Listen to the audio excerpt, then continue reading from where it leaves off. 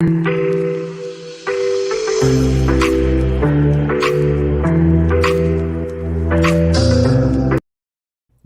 this content is for entertainment and educational purposes only. This video is brought to you by First Detachment Nutrition. Battle tested, expert formulated. Use discount code AB10 at checkout for 10% off.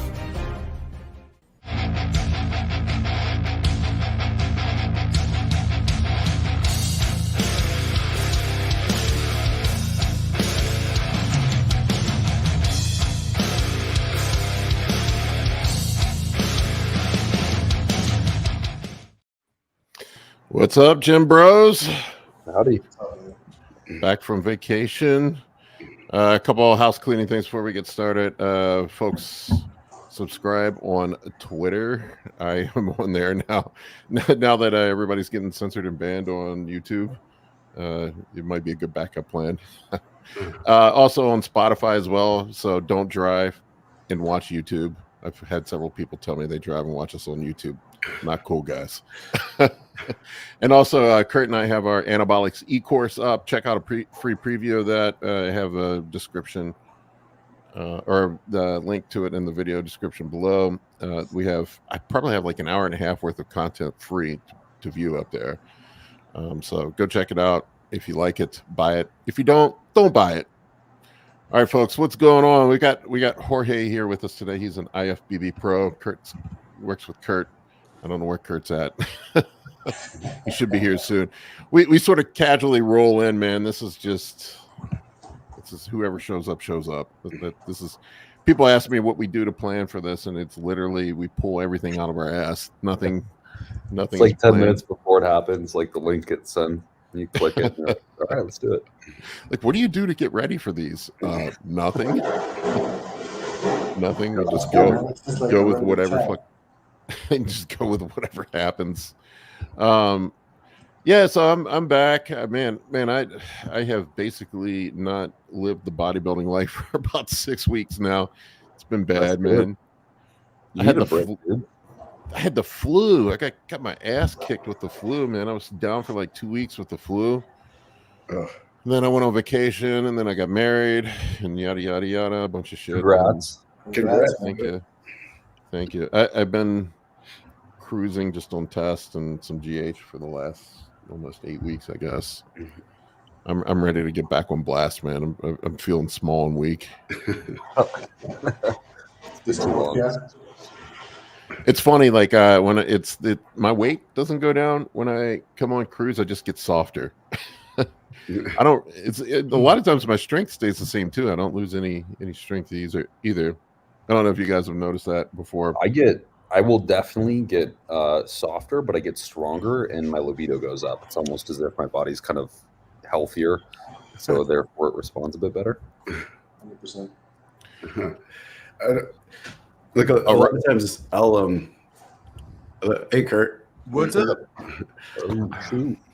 A lot of times, like I'll be on just my cruise dose for a long period of time, and I'll forget what these compounds actually do for me. So that when I, in the rare instance where I do come off, I my whole body just disintegrates, and my sense of well-being, everything goes, and I just forgot. Like you always just assume this is how life is, and you forget how much these compounds do for you.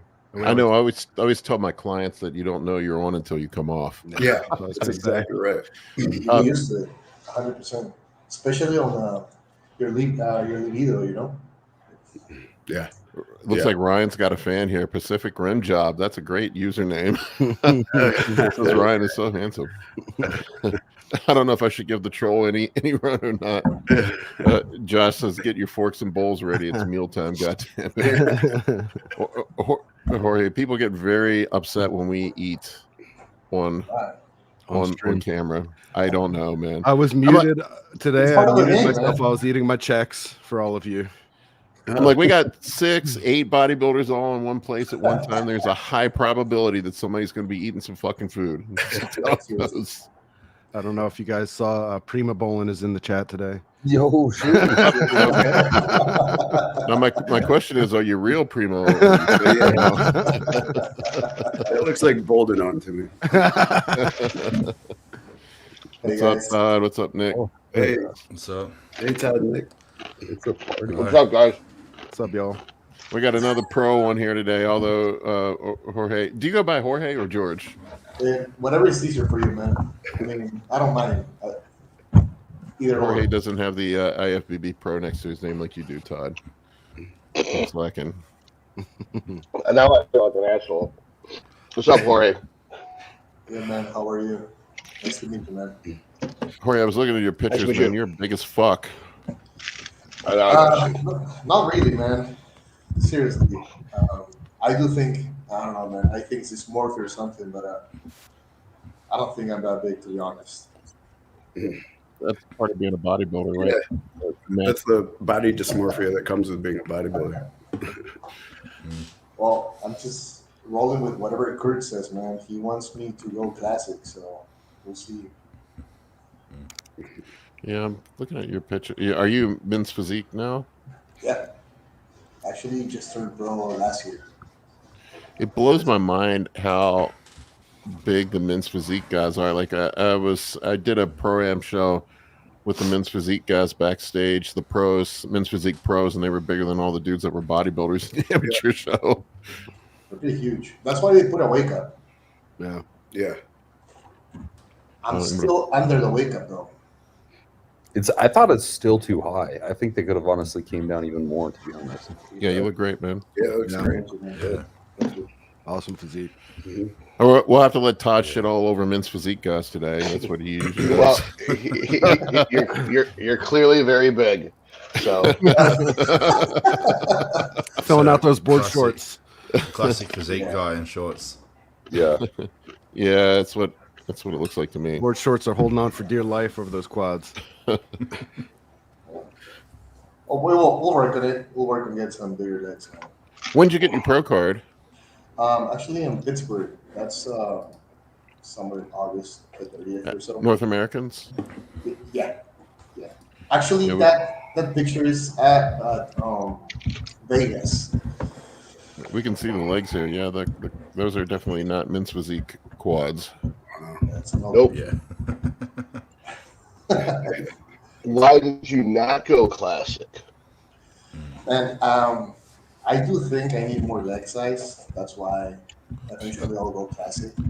Plus, Like I was more- just like more right there. adopter So, or-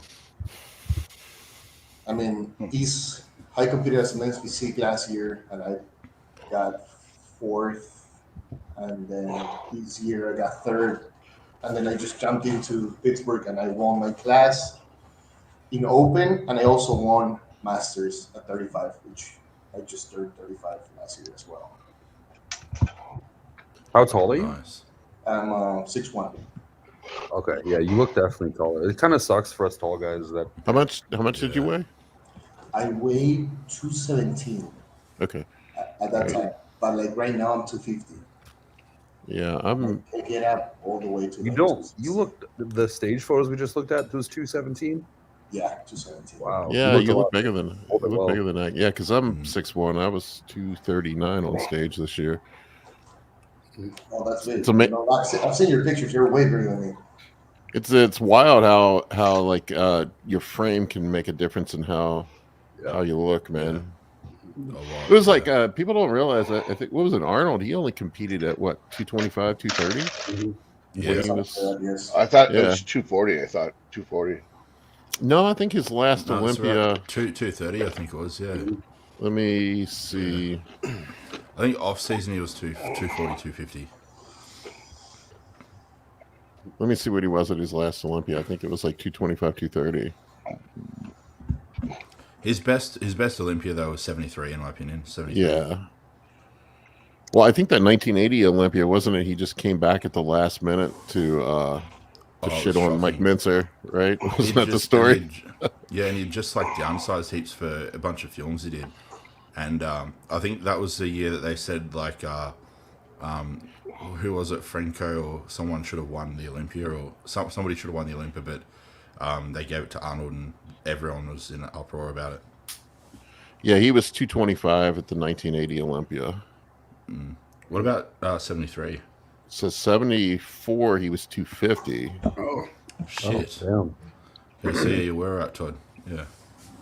I don't know how accurate those weigh-ins were back then, though. You know what I'm saying? Yeah. Kurt, your mic is off. I don't know if you know that. You're muted. There we go. Oh, There you go. I can see you talking. No, 74 was his biggest year. That was probably his last like Dbol, like big Dbol year. You could see Yeah, I mean that's you know, it's you have to put it in perspective. Those guys weren't exactly ripped back then either. He was probably what we would consider. I don't know, pull the pictures. He's probably what you would consider 6 weeks out at this point in time. Yeah, they still typically carried a bit of like fat in the lower back and their glutes. Yeah, I mean all the way up until even the 90s. I mean, it was Richard Expire that kind of brought the stride of glutes to the game. yeah, 82, It was kind of and then, that pioneer. but not. It wasn't standard though. It wasn't standard, and I would say until about 2016. But 2016, if you went to a national show, 16 out of the top 16 guys would have shredded glutes. And then when you do now in the pros, you're at the Olympia, and only like 2 out of the top 16 guys have shredded glutes. this was See, that's 74. That's like 8 to 10 weeks out, in my opinion. Yeah. Wow. I mean that's Why do you sort think of their like, legs were so much narrower? Smaller. Was it? They, Yeah, like they didn't Well, they have don't- machines. they only did Yeah. squats. Well, That was it. they had leg extensions, right? I mean, there was leg Yeah. extensions, back squats. I don't think they had Also, hack they were- squats. I don't think there were any hack squat It were, machines. that was Well, about like the 20s, wasn't it? It was the 20 George Hackensmith, but I don't think they were like standardized. I don't think people used them. Yeah. All people did is what Tom. No one figured out how to train legs until Tom Platz, and all he did was leg extensions, squats, leg extension, leg curls. That was it. That was his whole routine. Do you think another factor also would have been the fact that back then they were trying to model themselves off of like the Greek gods and stuff and those statues, and they typically had like oversized calves, forearms, and their quads and stuff were a little bit less developed. So it was kind of like the look that they were aiming for a little bit more. Yeah, and then Tom broke the mold with his legs. Then it was an arms race for legs after Tom. An Here arm was- race A for lot of legs. people don't realize that Tom was 5'5", so it's easier to make a shorter leg thicker. So for someone who's 6'1", not only would it not be plausible, I mean, like how much would you have to load a long femur like that to make it 30 inches? You'd have to have 600 pounds on the bar, and your waist would end up getting too big. So another thing. Chase. I was just going to say to try to create the modern approach where the waist and the thigh are the same weight dimensions. It's almost impossible with axial loaded exercises because your weight is going to grow faster than your legs if you load your spine. It pretty much relegates you to leg extensions, leg curls, and leg presses, which is what the classic guys have been doing. So the things that we used to make fun of classic guys for, like, oh, you're a bunch of pussies, you don't squat and deadlift. Turns out they were right, that if you're a bodybuilder, you probably shouldn't be doing any actually loaded exercises so you can keep your waist as small as possible. Here was Arnold's leg routine when he was training for the Olympia. 6 sets of leg curls, 10 to 12 reps. 6 sets of barbell lunges, 15 reps. 6 sets of leg extensions, 12 to 15 reps. 6 sets of squats, 8 to 12 reps. You also got to think the anthropometry of like Arnold and the other taller bodybuilders, because of that lack of I suppose variety with their exercises. Like you said, Todd, they just did like squats and stuff. You ever watch somebody with long femurs like Lane Norton squat? It literally looks like a fucking good morning. I'm in the same way. The way they're mechanically built, so they're just doing such a posterior chain heavy squat. It's very hip dominant. You're gonna get a lot of like glute, hamstring, potentially lower back, but you're not gonna get as much quad stimulus, and therefore they're gonna be like trailing behind the rest of the body. I had the same issue, man. Exact same issue. Yeah. I squatted 300 kilo raw when I did powerlifting at like 100 kilo body weight, and my legs were way smaller than they are now, and I squat 2 plates aside of the hack squat now. So what I want to do before we move on is redress Arnold's leg routine. So people attribute John Meadows with inventing the leg curl for the quad, right? But clearly Arnold was doing that 50 years ago. So he's isolating his hamstrings, knocking out his hamstrings first because they're a priority body part. Then he's moving on to walking lunges so he can load the quad in a press with half the load, so that the whole concept I just mentioned, that the core is going to get bigger than the legs is, gets obviated if you put single leg things in there. So you could do a Bulgarian split squat or a Bulgarian split squat in the Smith machine now and load your quad with 200 pounds, and it's as if you squatted 400 pounds. Obviously, he didn't have that equipment back then, so he had to do walking lunges, which in my is an inferior exercise because you're not stabilized, although it's popular because it's hardcore, but that's all he had. So he's loading the quads with the press movement, prioritizing the press movement first, but with isolating one quad at a time. Then he moves on to finish off the quads with leg extensions. Then he puts squats at the very end. So the one really axially loaded exercise is probably just using the same axial loading he did on the walking lunge. But now that his quads have been 12 sets pre-exhausted, now his quads will again fail before his glutes or his waist get involved. So I don't think that he was training wrong. I think what his training was, 50 years ahead of its time. But that it just didn't, because he has long femurs. That because of that, his squatting patterns just sucked. If you watch the video of him cornering, it looks really uncomfortable watching him squatting. His lever of his back is so long that he's really doing a glute dominant squat, even got together to make it a quad dominant squat. His shins are almost upright, and the angle of his hips is so narrow, or so small. And then if you look at the movement arm, his glutes are way behind where the bar is, but the bar is almost right on top of his knees. So he would be perfect candidate for a heel elevated hack squat. I didn't see any. I mean, watching those videos of those guys train at Gold's back then, I don't recall seeing a hack squat machine in there. I don't know that there was. I think they were doing like they had a vertical leg press before they had a hack squat. Some doing like front loaded bar squats, barbell squats. Front squats. Yeah, just squats just aren't great for tall guys. They just aren't. You're going to cause way more damage than you'll get any benefit from, like 9 times out of 10. There's arguable, like maybe you could use a Smith machine, but when you do a Smith machine squat, the way you have to orient yourself to get a stimulus as a tall guy is like you're basically doing a hack squat. That's just, and you're still getting the axial loading too, right, Kolton? So it's like you're getting that disproportionate amount of fatigue. It's not really worth it. Unless if you're like a real short-limbed guy with a long torso who can literally stay as upright as a peg, like doing squats, like it's not an ideal movement for hypertrophy. Yeah, if you've got the Olympic weightlifter build, you can literally do like 10 sets of 10 on high bar squats and you probably won't get fatigued. And it'd be great for the quads, but I mean, I get way more out of Smith squat than out of hack squat. Hack squat's all knee trauma. For me, Smith squat's just all great. But I still like the pendulum squat more. You know what? Hack squats bother my knees too, but we have these Atlantis hack squats at our gym and no knee pain. I don't know what they do different in their hack squat machine. It is the smoothest hack squat. We have 2 different varieties of their hack squat. And it is so smooth, 0 knee pain. Their leg machines are just unreal. Can you pull a picture up of one, Paul? It'd be cool to see, like, because we'll be able to probably I know that Israetel likes those. Well, we have a huge variety of leg equipment at my gym. Did you see Israetel, Nick, at Muscle Factory? Yeah, I got to train with them. This asshole. Oh, did you? That was awesome. Yeah, So I remember meeting Mike back in 2017 when he did his first lot of seminars in Australia, and I didn't realize he was coming to Thailand. It must have been a stopover on the way back home from Australia doing tours recently. And I bumped into him and chatted to him a bit and met Jared as well. I'd never met Jared before, so it's cool. Jared is big as fuck, isn't he? Yeah, dude. Yeah, he's big. Yeah, he's had like a growth spurt these past 3 years. It's stupid. And I basically got to train back in biceps with him because I said I'm training back in biceps. So like, where are 2 tomorrow? Do you want to join us? I was like, yeah, sure. It's awesome. I'm trying to Was find it a good training session? Hey, Paul. It was, yeah. I mean, it was Yeah. 3 exercises. It was really different. Like 2 exercises for back, 1 for biceps.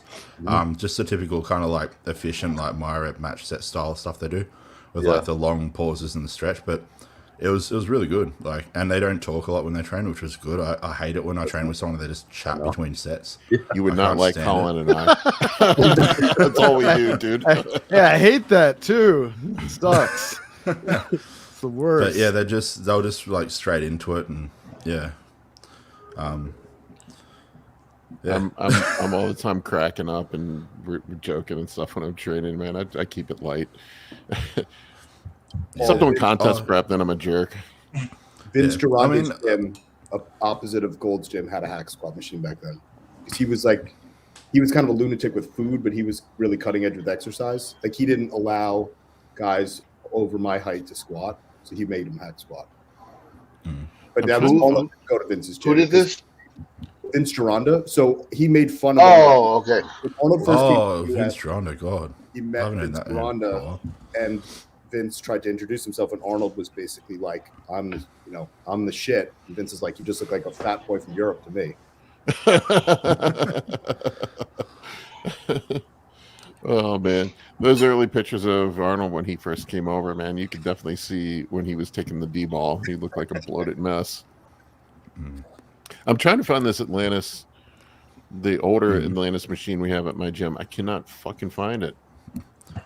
While you're finding that, I'll clarify what I said before. I don't mind chatting between sets. It's just like, you know, when you train with that person and they just tell you their whole fucking life story between a set, and you're like, dude, we've got to do our next set. Like, that's what ticks me off. And I was like, I'm so glad you guys don't just like talk heaps between sets.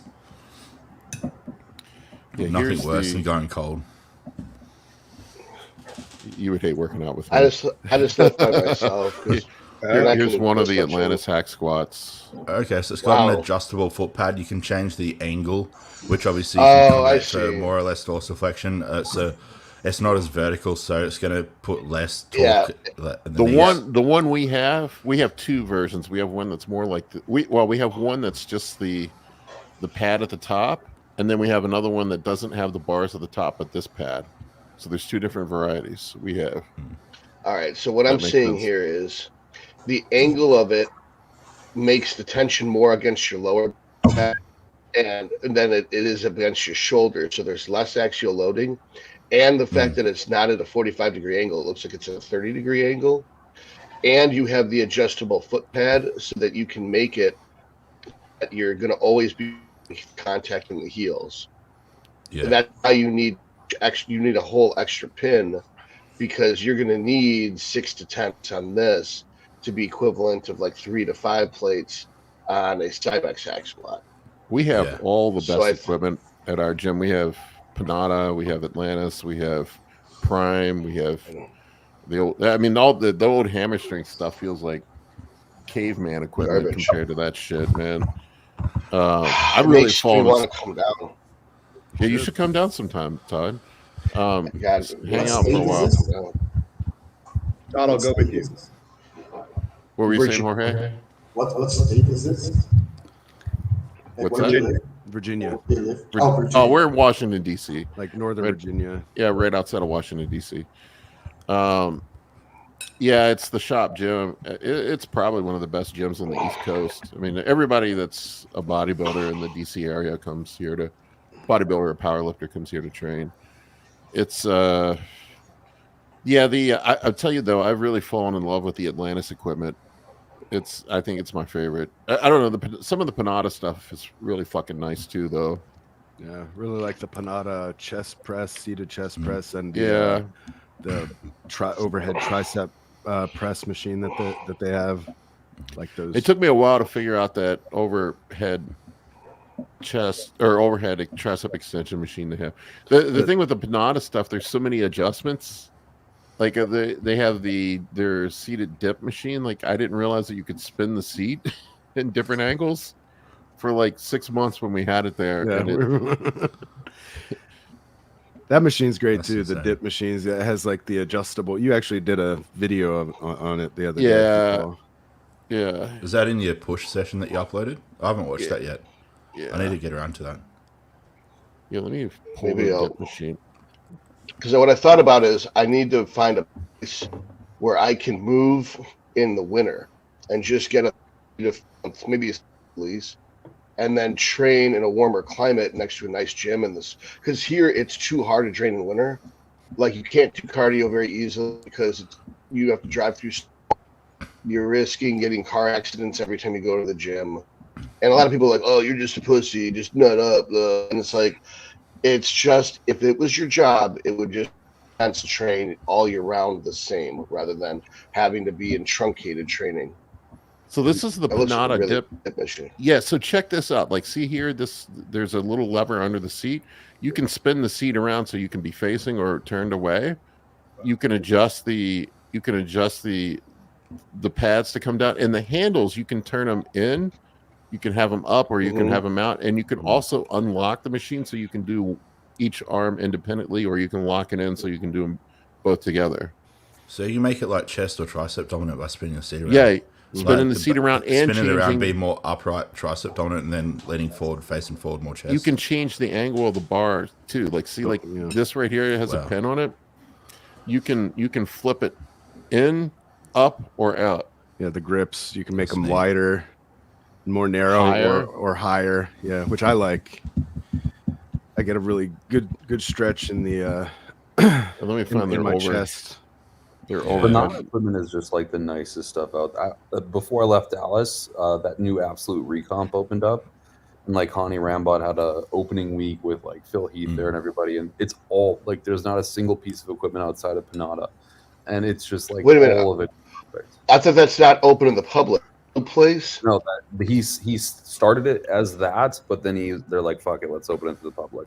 This is No, not that what we pullover have. looks good. I'm trying. Oh, now I do want to. I was just thinking, like, I was thinking about emailing Hanny Rambod, and like, if I'm willing to move to Texas, just you don't have to coach me. I don't need to be an individual sponsored athlete. Can I pay a special membership to just use your gym? And now you're saying it's open to the public, the blue place, with all It's the blue Panatta stuff. It is honestly I mean, like, the best gym I've been to. It's I so think it's great. is it the super pullover machine there on the right? No, that's a pullover machine. I'm trying to. Let's see. I'm trying to find the one that we have. Yeah. Their chest press is also. Yeah, it's like, why would you Here want it to is. live in the snow? I'm just like Oh, yeah. over it. This thing's great. Going, Oh, that going looks from- nice. Yeah. oh, wow, that is neat. Yeah, and it's got the foot kick where you can get it off the This ground. thing's so sick, Yeah. dude. I love this. Yeah. Yeah, their stuff is. I think those machines are like 10 grand a piece. It's just like the word that comes to mind every time I use this. It's just so smooth. Yeah. It is. You I can have. tell I'll they use. had they sat people down on it and they're like, "Can you use this and let us know what you think?" And like they actually like split test their equipment. Where like a lot of people just throw the shit out there and they're like, "Hope it works," you know. Well, I Does think it the get way it heavier? works. Does it get heavier in the stretch on a lot of the machines? Most Yes. of it. Yeah. Oh, that's so good. So Rudy Panatta designs these without a CAD engineering program, whereas all the other companies have engineers. They're all design them on handmade a- too. They're all handmade, like a Ferrari. And then he trains with it, and then scraps that prototype and remakes it. And he does it, and he figures out like, oh, there should be a handle here. Oh, this should be adjustable. And so that's why they're just so amazing. The And the chest fact that they- press. You see this one here? It like comes in on an arc. I don't know how to describe it, but it converges, but it does so. See how the bar that goes in there is bent? Yeah, it's like on an arcing motion. Yeah, so it has an arcing motion when it comes in, and it gets you a really good stretch. That's It's nice. just a fantastic machine. Yeah, Yeah, it's you can it's see pretty the much level of thought put into it. super lat Yeah. pull down is like my favorite. Is that the one with the handle that adjusts like this, Chase, where you can go lat, mid, like that one? Yeah. Because I know that Hani at that Blue Gym has like 6 different lat machines, so I know they make a whole bunch. I hate to nerd out on equipment. I just there's so much cool equipment now. It really is. It's, dude. training's just so much more interesting than drugs or food. I think it should be 90% of discussion should be on training. Yeah. There's 4 compounds you use, get over it. And then there's chicken and rice. And then once in a while you can have something else. Get over it. And then you can talk about training all day long and it never gets boring. Yeah. It's the thing that probably varies the most from person to person because, I mean, we're all humans. We all have the same, like, nutrient requirements. And, I mean, there's a certain amount of protein per kilogram of lean body mass that you want to aim for, that sort of thing. But, I mean, training-wise, like, depending on your goal, depending on your structure, like, different exercise order, exercise selection might be more beneficial. Just, yeah, like you said, it's so much more interesting because there's so many other variables you can kind of talk about. Oh, yeah. So I got my blood work done. If you guys want to discuss it, and if you think it's boring, you have to. But if you want to, I posted the pictures in the group chat, Paul. If you want to pull them up, and we can go through it. If you guys care, if we don't care, I just thought that the viewers might actually care what it looks like for your cycle before that. I don't even know. So I didn't change much about the cycle. So I've got the blood work from before, and the biggest change was when I was on 3.2 grams, I had 17 GGT, but this time I'm on 3.5 grams and I have a 27 GGT, which is a huge change, right? There's still good values, but it's a huge change. I think that it's because I stopped using Tudka and NAC. I was like, I don't need this shit. I like, what do I need this shit? I just stopped taking it. It's up 60%. And then my triglycerides and my LDL are a little bit higher. I'm still really low, but I was like, why did that go up? And I stopped doing all cardio. Yeah, because 6 weeks ago my knees hurt, so I pulled all cardio. So it just goes to show that people are like, oh, the drugs are killing people, blah, blah, blah.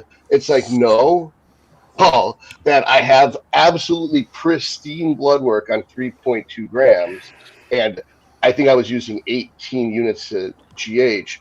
Now I'm on 3.5 grams and 22 units of GH. And the changes are because I stopped doing cardio and because I stopped taking my liver support. That's it. Yeah, talk on NAC work. Kurt, you were mentioning before that you wouldn't run NAC year round. What was the reason for that? It's such a strong antioxidant. It's going to eventually prevent growth, right? You want some sort of inflammatory response. And it's just even causes a level of tissue damage too if it's used over time. That's interesting. Well, so how do you recommend using it, Kurt? I would, if you ran like an oral cycle, I would just use it after. I wouldn't use it with either because it probably destroys the drug. Okay. Like in the hospital, it's using the ER with liver failure, so it'll destroy the Tylenol or whatever they took. Chase, I did that day. You guys were out with peer pressuring me to take more steroids, and so I was like, okay, I'll do it. And then I started getting gyno from that protocol, so I rolled it back, and then I creeped it up slower, like I wanted to do, and it actually didn't provoke the gyno the second time through. I'm having cycle envy over here because I'm just cruising on 300 milligrams of test right now. I was surprised you in 7 weeks. Surprised you and Kurt slashed your doses so much while I'm still blasting along. Mine's still like 800. I had the flu, I just started a blast, and then I've been gone. Like I haven't been able to train, so I'm that makes point. Okay. Hey, Todd, don't you feel like sleeping with like 22 units of GH? I'm actually sleeping great. I get 9 hours at night, and I'm not tired throughout the day. So I do 2 units in the morning, 2 units in the afternoon, and I do 18 units of Cerestim at night. And I don't. Okay, back to the question. So 2, and 18, and I haven't really noticed a big difference. When I was on vacation, I didn't take Cerestim. I just used the Metotropin, and I used 2, and 14. I even tried one day. I did like 21 a day when I was there with the Metotropin, and I didn't see any real difference. That one thing I do notice is that if I'm holding my phone up like this over my head, if I'm laying in bed, then my arm will go numb, and that happens with the Ceres with the 22 units. with the 18 Serostim. For me to get a numb arm like that, I wouldn't get a numb arm like that if I used 22 metotropin. I'd have to use like 24 or 26 metotropin to get a numb arm like that. Because what I do is I was just going to quickly ask, Kolton, I'll wait till you're finished, Todd. Well, I was going to say that I'm not sure. Basically, I run the GH load up until I start getting the numbness, and then I'll pull it back, and that's pretty much where I'll chill. And then next time I try to advance, I won't get the numbness at that same dose. And I've been doing that from 6 units up over the span of about 2 years. So I don't know if I'm just building up a tolerance to it, or if I'm building up a tolerance to the side effects, but not the downsides. And then to answer, I think, yeah. I was just gonna say your renal system's probably just getting better at like regulating fluid. Is that what you think too, Kurt? I think I see you nodding. Yeah, that's what I would say. Okay. Your body just becomes efficient at using it. Okay, and then I think what? I'm kidding. It's a joke. Oh, I know the kidneys aren't failing because my creatinine was only a 1.08, but my AST and ALT were both over 130. Because I wasn't training to failure as much. I found that when you have high volume training, your AST and ALT will be high, but when you have high intensity training, creatinine will be high. So your cystatin C was 0.9, wasn't it? Normally it's 0.9. I think that this most recent time the results haven't came back yet. But okay. Yeah, because it takes a bit longer for that test to come back. Usually like 7 days. Yeah, I'm gonna check this. And to answer Jackie's question, if it was Jackie or Dave, I'm not sure. I don't remember the last time I was off, so I definitely don't have blood work. I think the last time I was off was I did 1 month in 2018. And then before that, I was talking TRT, or you're talking like off, just off of steroids. I ran back-to-back cycles from 2008 until 2018 without ever coming off. And I went and checked my blood work. It wasn't any better when I was off. Like I'm still at 100 AST ALT, going back to like 1987 or something like that. What's the lowest dose you've been on in the past 3-4 years? I would say I was on 100 tests for about a month, twice, and it was catastrophic. I gained like a ton of fat.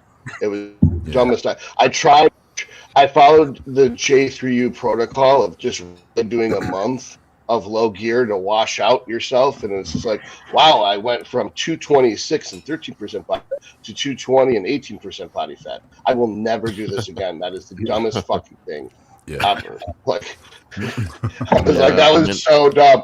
My blood work didn't get any better either. It was the exact same. It was just better. And I missed the show because I was exactly allocated 5 months for cutting, and now I needed a year to cut. And I was like, this is fucking bullshit. So I had the same experience last year, man. I came down to just TRT for about 4 months, and my blood work got worse.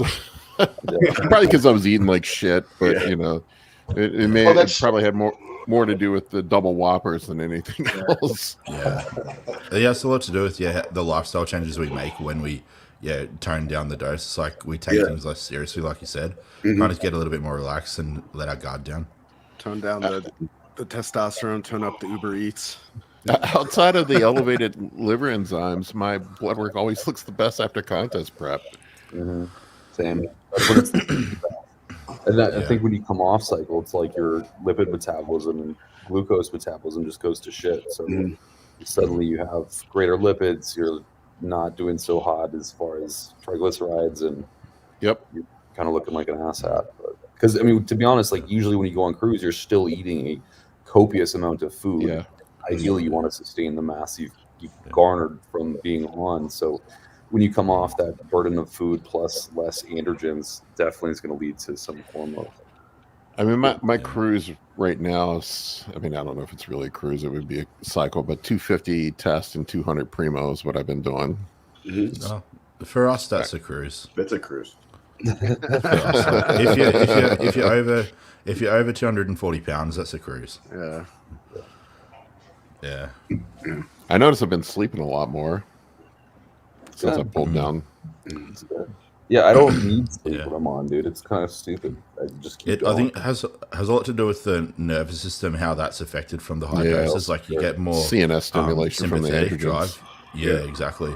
So you're probably just able to actually like wind down and stuff a lot better now. I was going to say, Kolton, are you getting like any retentiveness from the Tiger Pharma? Because I find that I'm getting pins and needles like crazy when I wake up. It's fucked. I Like actually dead arms. haven't even gotten it yet. For those who Oh, don't no. understand, that's GH here in Thailand, and it's Get the 100 IU pens. They're better, man. They're like Atlantis pens in terms of quality. Yeah. So I remember using it. It did get water retention when I came here last time, and I used then again I used the whole pen in a week, so that's it's a little different. But I just actually broke my thumb. I don't know if you guys can see how swollen it is.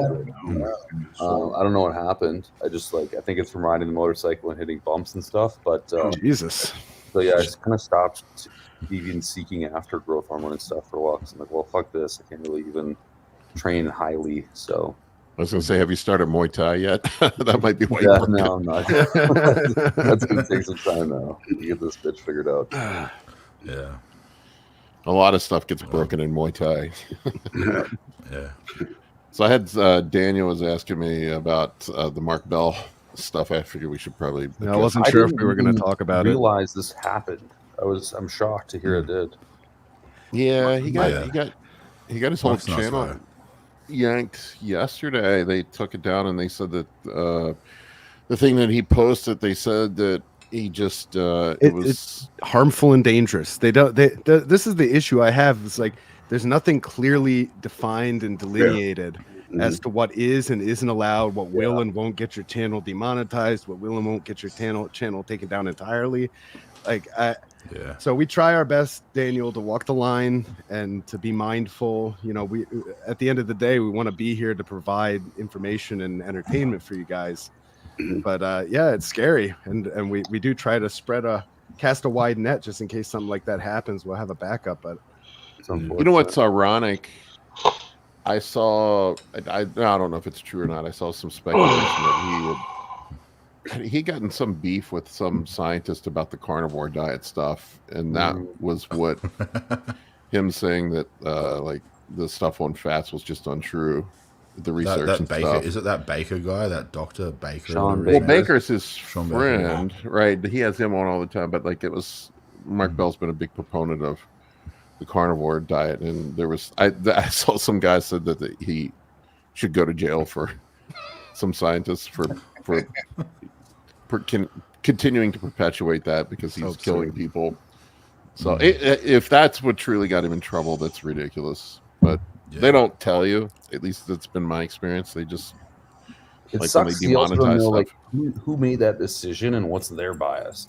Like there's no way they brought it to a panel of people and were like, all right, guys, what do you think? They were probably just like one guy at his desk or girl, and they're like typing in like, ooh, I don't like what he said. I don't know if there was like any lead up to this or if it just went from 0 to 100 like there to gone. Like I mean what y'all heard of like that Fresh and Fit podcast where they're just like massively misogynistic and like just stupid in my humble opinion. They got demonetized, but they're still platformed on YouTube. Like what the fuck? Yeah, Chase is probably right. I think from what I've heard, it's probably AI. It might not even be a real person. Yeah, and you know what? The guidelines are probably like deliberately ambiguous, so they can just pick and choose who they cancel. Sure. I did. So check this out. I did finally talk to somebody who knows somebody at Meta. Like I noticed my Instagram got shadow banned for a while. Like they were not showing my content. They were not showing my content to non-subscribers, right, or non-followers. And he was telling me that he showed me like their internal policy.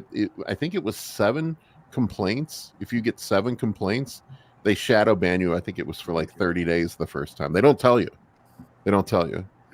So if you get people piss you off, then they'll shadow ban you, and then they bring. I noticed like I was starting to get followers again. It's pretty. Everyone go to Victor Bell. Yeah, it's interesting. I don't know what you do. I mean, it seems to be the political stuff You know, Stuff talking about, any like back the V word, the V word we can't talk about. The C word you can't talk about. like Anything inclusion stuff, like, you know, just I don't know. It's anything hard. anti-mainstream science Wait. can get you in trouble too. What's the V word? Are we talking about like anatomy or? No, it's Yeah. like the jab. The thing that got Oh, everything okay. shut down a while ago. So Yeah, can't you you can't even Valentine's talk Day. about it. anatomy as long as it's pertaining to men. Valentine's Day. You just can't even talk about that. That's just asking to get your basically everything Todd does. Don't do that. He's just smiling. Whatever Todd thinks is appropriate, that's not appropriate for getting your channel banned. Notice I have not talked in 10 minutes. I'm impressed. This is the quietest I've heard Todd in a long time. So this is interesting. So when I plug in my values of cystatin C, which came back as 1, which is high for me, but I've got the creatinine of 1.08. When I plug in the values without my age, my estimated GFRs are 136, 122, and 118. But when I put in my age, oh, it came out the same this time. Okay, I was entering the data before, and it was telling me that it was a 5. I had a 5 GFR. I must have entered in 10, not 1, and so that's why it came up as I put in 10.0 rather than 1.0. So really, my GFRs came up as 103, 103, and 99. So that in theory, this cycle increase of I ended up increasing it by the GH that I mentioned, and it increased 10 milligrams a day of Primo and 10 milligrams a day of test from the 3.2 to the 3.4 grams a week. It increased the system by 0.1. Also. Are you using the National Kidney Foundation calculator? Is that the one you're using? Yep. The eGFR one. Yeah. Just so you folks know what Todd's talking about, they have the old cystatin C calculations that they did, or not old eGFR calculations they did off of creatinine and all that other shit are not that accurate. The National Kidney Foundation has a new one where you can plug in your cystatin C along with all that other information, age, weight, and they give you a more accurate reading on your eGFR. Yeah, when you add in your height and weight, it dramatically improves it. So not only are the doctors measuring the wrong thing, they're measuring creatinine, not cystatin C. They're also not measuring the fact that you have increased surface area to volume ratio. You're basically your muscle mass. The more muscle, so that your height to weight ratio changes your kidney. So you guys are talking about Mark Bell getting pulled because he had some politically incorrect things, and that there's a coalition between YouTube and the WHO, and if the WHO doesn't do anything you say, they automatically pull your YouTube channel.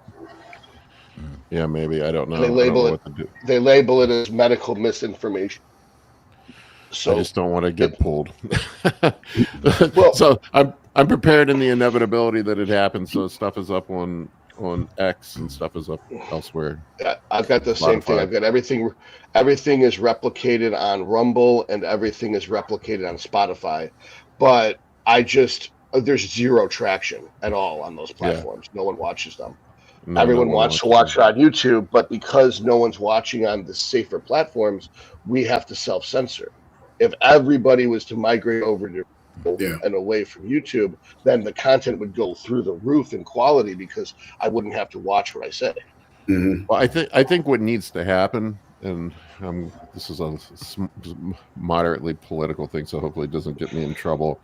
There needs to be legislation protecting creators. Mm-hmm. There should be, look, I get that it's their platform. They should have some right in what goes on their platform, but there should be some sort of process where they cite specific issues that you had, and you should have some sort of recourse to appeal with a third party. There should be a 100%. third party appeal process. Yeah. I feel like there needs to be laws created protecting that, because it could destroy your entire business, your living, Your livelihood, yeah. So I went through this. I went from being quite successful in 2018. They pulled my channel, and I was dirt poor for like 2 or 3 years as a result, until Paul talked me into starting a new channel.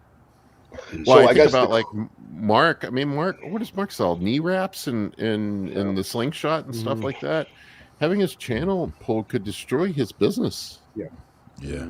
I mean, that's what he runs the channel for, is to sell those products. So those products are not hurting anybody. No. Yeah. But like you said, with the censorship as well. So let's say someone like myself or Todd were in a hospital during this scenario, and I saw things, right? Is my opinion as a scientist doesn't have value because it goes against some person with purple hair that's never been in a hospital. What they want to tell me happened, but yet I physically was there. And again, I'm not spewing. I don't intend to spew conspiracy theories. I'm just saying I find it odd that I could be censored as someone. I feel like I have credibility, and if I were just to tell what I saw, like that would get me kicked off the internet. Like there's something wrong with that whole picture.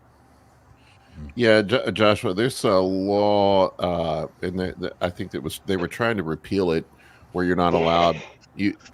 Basically protecting, if I recall correctly, it was like the Internet Freedom Act or some bullshit like that. I can't remember what it was called, where you can't sue the provider for taking you down. So there is no recourse. Well, here's the thing, though. I understand what you're saying is about right and wrong, but you got to remember, it's literally the government stepping in and saying, we want that channel pulled.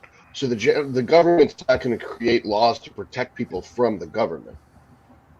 Then that would be like the mafia giving people a mafia be gone spray, so they can't run a protection racket. Well, if enough people demand it and make noise about it, that's ultimately these guys want to get reelected. So, or we elect politicians that don't commit crimes, and then they don't have to censor what we say. Anyway, we're in dangerous territory now. But we better change topic. But it's just, it's a strange world. I mean, you can look at it, say what you want about Elon Musk. I know he's a very polarizing character. People love to hate him. I love him. But a lot of people hate him. But X seems to be the place right now where free speech. I don't know if you know about it or not, but he literally exposed some government stuff where they were telling them what to put up there and take down the Twitter files thing, and then sued in federal court and won. It was a violation of the First Amendment. People, it's crazy how that wasn't more heavily reported on. It's been kind of swept under the rug. Well, it's anyway, pretty hard to be reported when the entire workforce at Twitter is just purple-haired freaks. Well, they're not anymore. Yeah, you fired them. You fired them all, didn't you? Yeah. He did another. This was a. God, I can't remember the whole thing. I'm probably slaughtering the story. I just read his book actually, front to back, and it was one of the, not his book, but the book that the guy wrote on him, and it was honestly one of the best books I've ever read. And not because I'm like a fanboy, but genuinely because you get like an insight in how maniacal he is and why it works so well. Yeah, so I don't know. But the problem is like I put stuff up on Twitter and nobody follows it. So we're kind of beholden to where we're at. So we have to play by the rules. I think once other platforms offer like a partnership for creators, like YouTube has, and once it gets to a similar kind of level, everyone will jump ship. I mean, ultimately, this shit's about making money. If their advertisers pull advertising and are pissed off because of some money, they you can start streaming on Twitch, but you're gonna have to take your shirt off. Show my boobies. Yeah. Twitch is owned by Amazon, right? Yeah, I think it is now. Yeah. Yeah. Wait a minute. Twitch got bought by Amazon? a while ago. Yeah. And then he also owns the Washington Post, which is an ultra liberal magazine or whatever. So that means that it's now Twitch is going to be censored. Possibly, who knows? I don't know. Twitch has been less censored lately than ever. They're Oh, trying really? to find they're trying to find a way to be profitable. It's They never went been free for profitable all, and company. people started publishing weird Yeah, they relaxed pornographic stuff their rules on censorship for, like, you know, nudity. physical bodies, and people took that ball and ran with it, and then they had to be like, oh, actually, let's backpedal a bit here. I genuinely hate politics. People all the time want to talk politics with me. I genuinely fucking despise politics, but I am a proponent of free speech and expression. So, and freedom to, you know, have autonomy over your body. But at the same time, I understand, like, the whole thing with misinformation and shit. So, but it's a fine line to walk. Yeah. All right, let's grab some questions. You want to? We haven't done any questions yet. No. Yeah. Shame Well, I mean, the on us. Mark Bell thing was a hot topic. I mean, I feel I for didn't Mark. realize that happened. I'm happy to hear about it because I mean, what do you have? Close to 1 million followers? yeah, I mean, he was a big, Subscribers? and he had like a lot of actual podcasts with like pretty big people too, not bodybuilders, not like powerlifters. No, like mainstream people. Yeah, so it's very So interesting. it sounds Yeah, like you don't get any bigger, Paul. Well, I don't know what I never saw anything on his channel that I would consider controversial. No, if I think anything, it's he's just- probably the least dangerous channel that's out there talking about it. I think it'll be like Steve is the biggest, or Chase are now the biggest people that would cover anabolics. So if they go after anabolics, they're going to go after someone like Steve first. So it makes sense to stay under the radar and not get too big. Well, I don't. The big, like I said, the one thing I saw that probably may have gotten him in trouble was some of the proclamations about the carnivore diet. That I think that carnivore is about as idiot as vegans are, but I think they're both out there. But there is a lot of pseudoscience in the carnivore stuff. I'll just say that.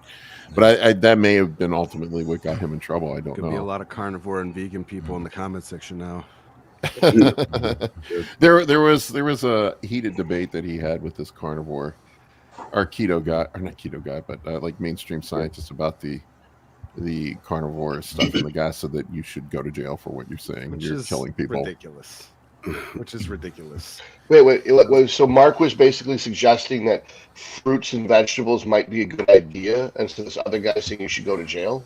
No, Mark is saying that you should live off of ribeyes and not eat it with fruit and vegetables. So he took a strong stance.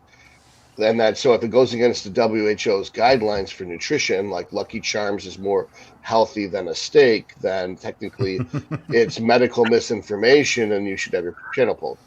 I live my life based on that. I mean, I love Lucky that Charms. wisdom. All right, let's grab some questions. All right. Well, we beat that one to death. Jackie and Dave want to know if they can get a Thailand update from Kolton. What's been happening, man? God, it's such an amazing country. I have nothing but good things to say, and I never want to leave. If you have a little bit of money, you can bend any rule there is. I'm sure and so, like, speaking my language, laws, like, don't matter. You know, it's. And I'm not trying to, like. It's not this unruly. Well, it kind of is this unruly place, but it's just like you can have fun. You're not in bubble wrap. There's not people trying to like protect you at all times with controlled rules. chaos. Yeah, it's very controlled chaos. Like everyone's kind of in agreement that things are going to happen, but there's no organization. So like you go into a street market and there's like 18 people selling different things, and I love it going for different prices, and it's like they're trying to hustle you for your money, and it's like, well, I want to get the cheapest fucking one. So, and it's just like the second day here, I bought like they call them big bikes, but it's like a super bike, and I like no license, no registration, no insurance, no like that's not a thing here. So it's just it's just a great place to be because you can get away with so much more. And obviously, like you just walk up to a pharmacy and you can get whatever we need for the most part. which is really convenient and really nice not to have that like concern of stuff getting shipped to your house and just being able to like literally physically pick it up from a doctor and then go back home and do it as you wish. That's awesome. The bodily freedom we were talking about is really nice. Wait, I'm confused. Hold on. Can we back this up? Because you're flying past some stuff. You can buy a motorcycle without any type of government involvement. You literally just hand someone $5,000 cash and they give you a motorcycle. And it's now yours and you can drive it. Yes. So then the next question is, you said you can get anything you want from a pharmacy. Can you get growth hormone? Yes. It's not pharmaceutical grade, but you'll get under the ground shit, yeah. Shit, which pharmacy is it you got? You got better pharmacies in Pattaya, obviously. Yeah. The pharmacies in Bangkok are shit. There's no more like Rimabolin or anything though. They're out of that for ages. Yeah. Well, wow. And then the next question is, shit. All right, no, just keep going. I don't have Yeah. Well, like, what else is there? If you literally can just pay your way through life and video game, you buy a sword, you buy some armor, you don't have to fill out a sword permit and have this waiting period on your sword. Yeah. You don't have to have people come up to you and say that your armor offends them because it's cultural appropriation. Exactly. Then what the fuck else do you need except for sword, armor, a bed, and some food? Exactly. That's the great part about it is there's not like you really have a lot of revelations out here about what America is compared to like the rest of the world, and it's actually perplexing to see like how society works when there's not so much third party involvement in like what we should say or do. It's really cool, and it's honestly just a fun place to be. Everyone's very courteous, very nice, and it's a beautiful country. I love it. The only downside is being a foreigner, you can't buy a house in Thailand. Yeah, that's the one thing. Like you can't buy land, so you could technically buy a house, but you can buy property a condo, owner would own the ground, which doesn't really make sense. But can you own company and the company buys land? Yes, the company. Yeah, but the company then has to be like, I think it has by to be at least 50% held by Thai people. So at least 51% of the company share has to be managed by a Thai person. Interesting. But can that company be owned by an offshore business? Technically not. Okay. That's the way they regulate, like, so they can kind of stop foreigners from owning a lot of the property in their country. It's something that a lot of countries should do. I just was trying to think a way around it. This is like, okay, I'll start an international corporation that then owns a local corporation, and the local corporation can buy property. I'm sure they know what it is. They don't want foreigners coming in and inflating property prices. That's exactly what it is. That's exactly it, yeah.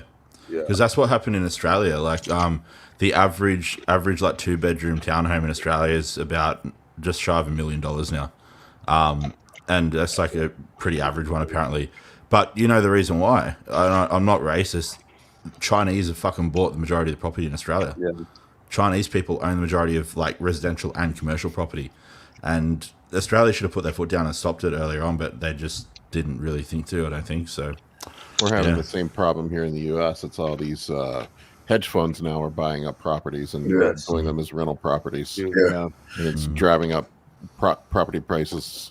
I mean, here in the D.C. area where I live, man, I was looking at a place for my now wife. I mean, a condo $700,000. Yeah. 800 grand. A 2-bedroom flat is like 700 grand. It's like, what the fuck, dude? It's crazy. Did you just say you got married? Yeah. Is that why you were in Aruba? Yeah. Is that a secret? How did I not notice that?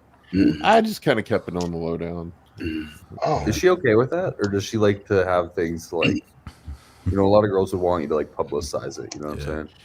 I'm careful about what I say on social media about my personal life because there's a lot of fucking weirdos out there, man. Yeah. So I try to keep my personal life personal for the most part. Did she move in? No, we're keeping separate places. Okay. She lives different. That's honestly so smart. I just don't want to live with somebody else right now, man. And it's also like her kids are in a different school district, and it just would be a nightmare logistically. I mean, Colin knows living around here, man. Driving 20 miles can take 2 hours. Yeah. It's like Wow. Mad Max. Yeah, it's fucking insane. Traffic around here is insane sometimes, man. So I'll never forget our short visit to California and just like being on the roads there, how just nice people were on the roads. we were laughing because LA has a reputation of having the worst traffic in the country, and I will say this: it was slow. Yeah. But people here, man, people were vicious in DC, man. They were in California. People would like let you merge in, and you putting your signal light on in the Washington DC area is a weakness, man. That is you're like the wounded. You put your signal on because you want to get over. You're just giving somebody an excuse to speed up. Speed up and cut Not you let off, man. You do not put a signal light on around here. Or you're never merging, man. You just cut somebody off. Dude, over here in South America, that's insane. Like traffic is like madness. Seriously. Like there's no rules, no nothing, no whatsoever. I was shocked when I was in Aruba that there was not a single stoplight on the whole island, which was crazy to me. But they made it work. That's how Thailand is too. There's like stop signs, but no one listens to them. Drive straight through them. Oh my God, is Chase coming on? There's shit. Chase. Holy fuck. Oh man. Chase, what's up, man? Hey. There he is. What's going on? Back, brother. Man, it's been a week. Daddy Chase. Yeah, it's the second day I've made it to the gym in like 2 weeks. So yeah, You got to change your name to Iron Daddy. yeah. So, but yeah, no, I was listening to you guys while I was driving over, and I figured I'd hop on. So, You missed us, man. What's up? what's up? How's sleep going? You getting any sleep? Well, so luckily we've got my mother-in-law staying with us, and she's kind of taken the first shift till like 1 a.m. and then she'll bring the baby in to our room. Then when she wakes up, I'll get up, and typically it's been like 1:30 to 4:30. I'm up with the baby, and then I put her down, and my wife takes her the rest of the way. So I go to bed an hour and a half earlier, and then wake up an hour and a half later. It kind of makes up for it, but you still feel it for sure. And when her mom leaves tomorrow, it's gonna get rough. So yeah. I had a celebration when my kids figured out how to wipe their own ass and turn the TV on. Yeah. That's when freedom happens. Yeah. Yeah. And then you shift into the other mode when they're teenagers, where they just come in and ask for money. But yeah, no, I mean, during the day, it's pretty easy though. Like they just sleep and eat. And so she can handle that on her own. And she's comfortable with me running off here now. So it's time to get back at it. That's awesome. You're going to be at the Arnold, right? Yeah. Yeah. Yeah. I gotta get like literally, like I had my knee surgery and like training went to shit during that. Plus I was like off everything since the Olympia. So I got to get back on it. Otherwise, I'm going to look like a fool when I go to the Arnold. You and me both, man. I've not gained any weight, and I've gotten fatter at the same time. Yeah, that's pretty much. Yeah, I've dropped to about 260. But yeah, I feel like now we've kind of got a schedule going as far as like the daytime goes, where my wife's comfortable letting me go. Man. But yeah, the sleep thing, that's going to be rough. Well, definitely having kids trains you how to survive with no sleep. Yeah, right. Yeah. Make it into a superpower. Yeah. They get older, it's like you got to get up and get them off to school and feed them and, all that bullshit. Yeah. Yeah. So but congratulations, man. That's awesome. Yeah. Thanks. Man, it's crazy. It was a crazy night, that whole thing. Is your wife doing okay? Yeah. Yeah, she's good. Yeah. I mean, we ended up having to have a C-section, but it is what it is. Yeah. I mean, it sucked. She was like dilated to 6 centimeters for 6 hours and it just wasn't changing. But I mean, she had an epidural. She couldn't feel shit, but it was just like sitting there. Yeah. Well, so she felt everything up to 3 centimeters and it looked terrible. I was like, wow, this is like, she was crying and just like yelling. And I was like, oh my gosh. But yeah, no, once she got that, it was pretty chill, but then it was just like nothing was happening.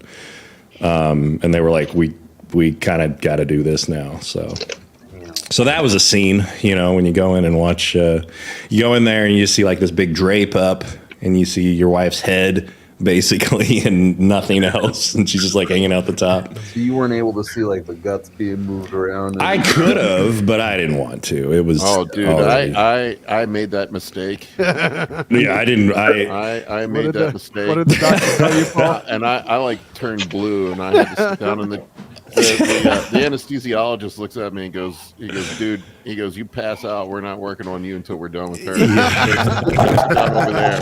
Yeah, man, it was crazy though, because I was like sitting there and I'm like looking at her and they've got like the drape up and everything, but you can like faintly kind of like see like shadows and stuff, and you can see her body like like they're working hard on that side. Yeah, man, I was like, oh my God. And yeah, I did not want to look over that. But then they asked if I wanted to like say whether it's a boy or a girl, because we didn't know up until that point. And so that like when it was time for that, they like kind of bring the drape down just a little bit, and they're like, okay, look. And it's I look up over and there's like 6 doctors and they're all holding her like this and they're like, and I'm just like look over and I'm like, oh, well, okay, it's a girl. It's like, it's so funny because you just have no idea what to expect. But yeah, it was crazy. Yeah, it's an experience. Crazy scene. So one thing that I never liked is during C-sections, you got the drape up, the dad's hiding on the other side with the mom, like an intelligent person would, and there's always this fucking nurse who will pull out a mirror. It's like, want to see what it looks like, and hold it up without warning and show. And I'm just like, why the fuck would you do that? They're like, I think it's funny. Like, I think it's funny. That's his wife's guts all over the place. He doesn't want to see his wife disemboweled. He loves her. And he couldn't comprehend the idea. I'm tall, so I was taller than the drape. Oh, and I was looking that direction, and I saw her. They do the initial cut, and there's all the blood and fluid that goes everywhere. Yeah, and I'm like, oh my fucking God! I'm be a doctor. Yeah, screw that. When they did my gyno surgery, they put that drape up, and I was awake, and I was like, do we have to have this? And they're like, what do you mean? I was like, I want to watch. And they're like, we'd rather you did it. And then like you're sitting there eating like a bowl of noodles and shit. And then they're doing the cautery. They're like doing the cautery, and I'm like, I love that smell. It smells like bacon. And it was like creeping them out because they didn't think I'd be making jokes. They're like, we've never really had a patient awake, and the few we do, they're not usually making jokes about it. I was like, oh, that feels really crunchy in there. Is that like all calcified? And what do you call it? Is that fibrous? And they're like, yeah, this is really hard tissue. And I was just like, oh, I can feel it. You're like over at 2 o'clock and you're scraping the anterior wall, and like I'm like describing, like maybe you need more anesthesia. I'm like, oh no, it doesn't hurt. I can just feel what you're doing in there. It feels cool, and like it was really creeping them out. And I was like awake and talking through the surgery because I could tell what they were doing. I'm like, I've never had surgery before. This can be awesome to get this side of it. Yeah. I was awake for my gyno surgery. I don't know if I would do that again, but I saved $3,000 on anesthesia. Yeah, it was going to be $2,500 extra for me to get anesthesia, and they would have made me go off of everything. I was like, that defeats the purpose. Like, I'm getting the gyno to help my bodybuilding career, not end it. Why am I going to go off of everything and have? I'm like, you guys don't even realize this, that it takes like 6 months for it to get out of your system, right? They're like, what? It's like, exactly. It's like, you want me to stop something you don't know what it is or what it does, but I should just stop it. Like, and everything's got an equal half-life, so 28 days is a magic number for every drug. They all have the same half-life. It's like, no, you don't have no idea. I did learn my lesson about taking fish oil before surgery.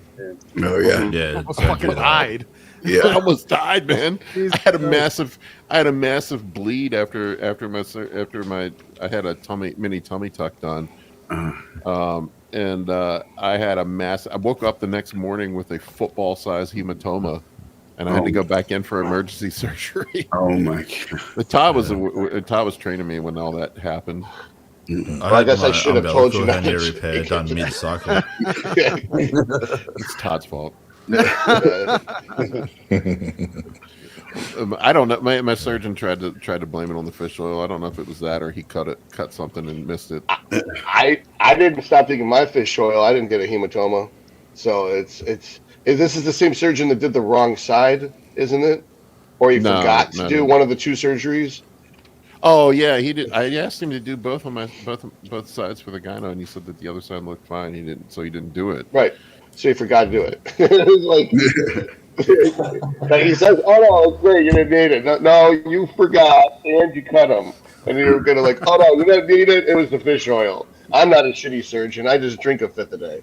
Well, I'll have to give it to him. He did clean everything back up, and he fixed everything afterwards. He didn't charge me for anything. Yeah, he didn't want to get sued for malpractice. Yeah. He was very good about everything. So, and the results of this ultimately turned out fine. Everything looked good. Yeah, it sucked. It sucked with the whole C-section thing because like my wife spent the entire 9 months busting her ass to not come out the other side with any stretch marks or scars or anything. Like her pelvic floor was good to go and all that. And then it was just made it up. She went for a 6-mile run Monday morning. She had the baby on Thursday. Oh wow, that's crazy. She was in great shape. Still going and doing CrossFit and whatever. But yeah, so she was in great shape, and then they tell us yeah, we gotta cut you open. It's fuck. But luckily the scar it seems like it's healing really well. So it shrinks up too. It's very small afterwards. And hey, the good news is the hay knot is still intact. Yeah. Yeah. No episiotomy. Yeah. So yeah, she's just sore, just walking around sore, but yeah, it's not too bad anymore.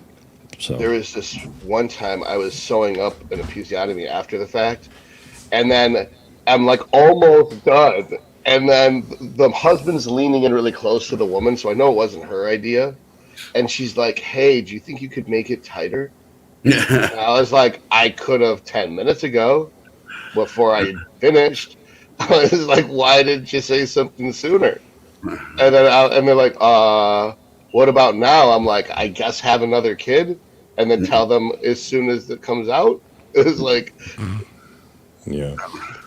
Well, does it even really work that way anyway? You want to know something else that's kind of funny is I didn't even think about this until after we named her, but we named her Anna.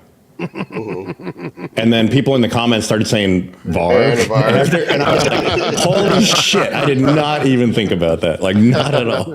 Anna Var Irons. Yeah. Diana would have been a bad name too. Diana. It didn't even cross my mind, not at all. I was just how did I not think of that? But yeah. Make the middle name Sarah Stem. Sarah, Diana, or Anna. This is fun. I like this game. Yeah. And if you had a boy named Tren, then there's no illusion. Just fucking Tren. Just Tren. Pull an Elon Musk and fuck the norms and just name it Tren. It's why'd you name it Tren? Just you're not safe. All right, let's grab another question. All right, let's see here. JT, Kolton, what are your thoughts about saturated fats? Saw in your, did you do one Evangelion?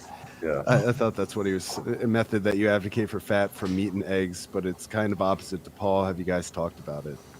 I mean, I eat meat and eggs, but I just try to keep saturated fats lower because I don't want a coronary artery blockage.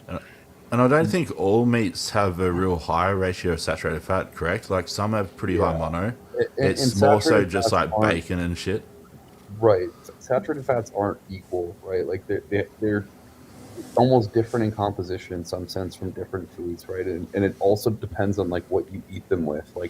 Are there a lot of AGEs in the food that you're eating in concurrent that have, the food itself has high saturated fats as well as AGEs.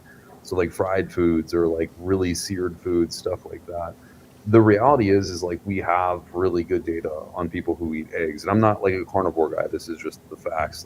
We have really good data on people who eat red meats, and we have really good data on populations that are living in sort of indigenous tribes that only eat meats, and they generally live quite fine and quite long, and they're super centenarians in those cultures. So the whole thing is like, my point in saying a lot of the stuff I do is that a lot of the research done on saturated fats is really inaccurate because it's measuring all of saturated fats, and people need to remember there's saturated fats in pizza, there's saturated fats in a McDonald's cheeseburger, but if you eat a steak and rice, you're not going to fucking croak from having a heart attack, right? Like, unless objectively your like lipoprotein Bs go through the roof, then that could be concerning. But ultimately, if you tell me, okay, there's this one thing that has saturated fat in it, but it's a very small amount, and there's this other thing that doesn't, but the micronutrients and the quality of the protein in one is much better, and the other one isn't, I'd still take the one with saturated fat, which is like your red meats, your eggs, and that kind of thing. Like, Kolton, I don't get when people like say this though, like, because I agree with you. I mean, you think about eggs, like a whole egg, you're looking at like 2 eggs, about 10 grams of fat. 3 of those are saturated. Like, that's 30%, and ideally you want about 20 to 30% of your daily fat intake to come from saturated fats. So it's almost like nature's kind of worked out a pretty ideal ratio of, like, as long as you're eating whole foods, it shouldn't be an issue. And like Paul said, if you're a carnivore idiot, like, sure, because you're eating fucking, you know, literal butter and shit. Like, you're like, I don't know who would do that intentionally, but if you're just eating fucking 8 ounces of steak and a couple eggs in the morning, like, you're only getting a benefit from literal micronutrient density in that. I think my take on it and what I've seen, Kurt, you can speak to it, but the majority of people I see, the Americans are vastly overeating saturated fats and just fats in general. Well, they've just gotten like the green light with all the like keto diet and stuff, and I don't, like, I don't right really see people that are deficient on fats very often. If anything, I see people overeating them. Yeah, and the advice isn't geared toward people like Kolton. It's geared toward Americans that eat fast food. And people who live a sedentary lifestyle, like they're we're not eating physically like active. And honestly, I think you have to be mindful of lipid skewing with putting PEDs on top of it too. So I mean, there is that to consider as well. So I guess I think me and Kurt had an episode about this. And Kurt, I don't mean to speak for you, so please correct me if I misunderstood you. But I think that we're in agreement that as long as you get enough DHA, about 4 grams of DHA a day, and about 2 grams of EPA, in some arbitrary amount of ALA that you may not necessarily need, that although it's essential, it's for the purpose of conversion of the DHA and EPA. And assuming that you're natural, you get your 300 milligrams of cholesterol a day, probably from 1.25 eggs. You really have hit all your lipid and cholesterol requirements. And everything else is just kind of like contaminants to your carbs and protein. Is that pretty much how you see it, Kurt? I mean, there's a reason why they're not considered essential, right? You can produce all the saturated fatty acids that you need, right? Look at Americans with their butts. They got plenty of them. Right. So and it's not just by eating fat. I just think that, like Paul said, it's the majority of people are just eating way too much, right? They want to blame carbs. Like, you look at their diet and they're overweight, and they want to blame bagels and things like that. And then you look at their diet and they're eating 200 grams of fat. Yeah. It's generally and it's the surplus quality of it too. And the surplus of calories amplifies the deleterious effects of this. Like, if you're eating around maintenance or in a deficit, if you overshoot saturated fat a little bit, like, it's not going to have anywhere near the same magnitude of impact on your health as if you're in, say, a 500 calorie surplus or 1,000 calorie surplus a day and north of 20% body fat, which is likely 80% of the Western society. That's the irony about all this. If you're insulin resistant and you have inflammation and you're then also eating a high saturated fat diet, like, of course there's going to be, like, you were asking for a plethora of CVD risks. Yeah. And then I would say that is the majority of fats. Americans, though, right? Yeah, exactly. But polyunsaturated fats have shown to improve insulin sensitivity. It's also improved white fat cell. What is it? Brown fat, beige fat. Yeah, conversion. You know what I mean? Like conversion. Yeah. And so, I mean, it's healthy to have polyunsaturated fats in your diet. And If you have those present, then you just have like a reasonable amount of saturated fat. You're physically active. It's not going to do you any damage. I just see most people vastly overeating saturated fats, and they blame sugar for it. When really, like, you look at most desserts and stuff like that, or even pizza. Like pizza, for some reason, people associate pizza with carbs, and the majority, probably half the calories in pizza. A is donut fat. is mostly fat. Like people really don't comprehend that. Yeah, Yeah, any they say pastry, people any assume it's cake. carbs. Yeah. We Yeah, all know it's funny. peanut butter is primarily a protein source because that's what it says. On Yeah. what it says on the label. It's a great source of protein. It says Great that. source of protein. I remember I think it was the Australian Sports Nutrition Guidelines. This was years ago. Their ideal recommendation for a high protein snack for like a hybrid athlete was a peanut butter and jam sandwich. Like, how It's does the that fucking work? worst. Like, give them some beef jerky and a fucking orange juice. Oh man. God. Oh, yeah. All right, let's grab This is another one. outlandish.